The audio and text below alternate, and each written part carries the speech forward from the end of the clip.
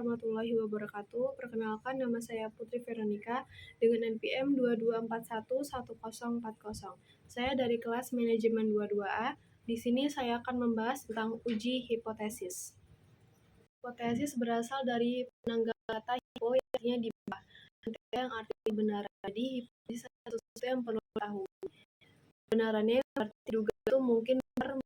Uji hipotesis adalah metode pengukuran hipotesis yang didasarkan pada analisis data dan statistik dapat dikatakan signifikan secara statistik jika kejadian tersebut hampir tidak mungkin disebabkan oleh faktor yang kebetulan.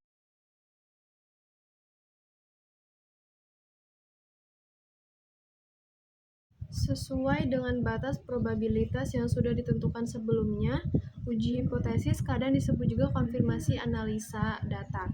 Keputusan dari uji hipotesis hampir selalu dibuat berdasarkan pengujian hipotesis nol. Hal ini merupakan pengujian untuk menjawab pertanyaan yang mengasumsikan hipotesis nol adalah benar. Hipotesis adalah suatu proses dari pendugaan parameter dalam populasi yang membawa kita pada perumusan segugus kaidah yang dapat membawa kita pada suatu keputusan akhir, yaitu menolak atau menerima pernyataan tersebut. Hipotesis statistika, suatu proses untuk menentukan apakah dugaan tentang nilai parameter atau karakteristik populasi didukung kuat oleh data sampel atau tidak. Dua tipe hipotesis. Yang pertama, hipotesis satu arah. Jika hipotesis alternatif menunjukkan tanda, hal ini dikarenakan si peneliti atau si perancang hipotesis menginginkan suatu perubahan satu arah, misalnya apakah meningkat, apakah terjadi penurunan, dan sebagainya. Dua, hipotesis dua arah. Hal ini dikarenakan si peneliti menginginkan suatu perbedaan, yaitu apakah berbeda atau tidak. Peneliti eksploratif adalah salah satu jenis peneliti sosial yang tujuannya untuk memberikan sedikit definisi atau penjelasan mengenai konsep atau pola yang digunakan dalam penelitian. Dalam penelitian ini, peneliti belum memiliki gambaran akan definisi atau konsep penelitian. Penelitian deskriptif adalah salah satu jenis penelitian yang tujuannya untuk menyajikan gambaran lengkap mengenai setting sosial atau dimaksudkan untuk mengeksplorasi dan klarifikasi mengenai suatu fenomena atau kenyataan sosial dengan jalan mendeskripsikan sejumlah variabel yang berkenaan dengan masalah dan unit yang teliti antara fenomena yang diuji. Manfaat: menjelaskan masalah penelitian, menjelaskan variabel-variabel yang akan diuji, pedoman untuk memilih metode analisa data, dan dasar untuk membuat kesimpulan penelitian. Hipotesis dapat menunjukkan masalah penelitian, variabel penelitian, metode analisis data, dan kesimpulan. Macam-macam hipotesis. Seberapa tinggi produktivitas apel di Kota Baru?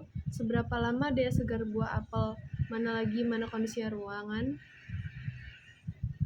Bentuk penelitian hipotesis. Hipotesis nol merupakan hipotesis yang dinyatakan hubungan atau pengaruh antar variabel sama dengan nol. Hipotesis alternatif merupakan hipotesis yang dinyatakan adanya perbedaan hubungan atau pengaruh antara variabel tidak sama dengan nol. Ciri hipotesis. Dinyatakan dalam kalimat tegas, upah memiliki pengaruh yang berarti terhadap produktivitas karyawan.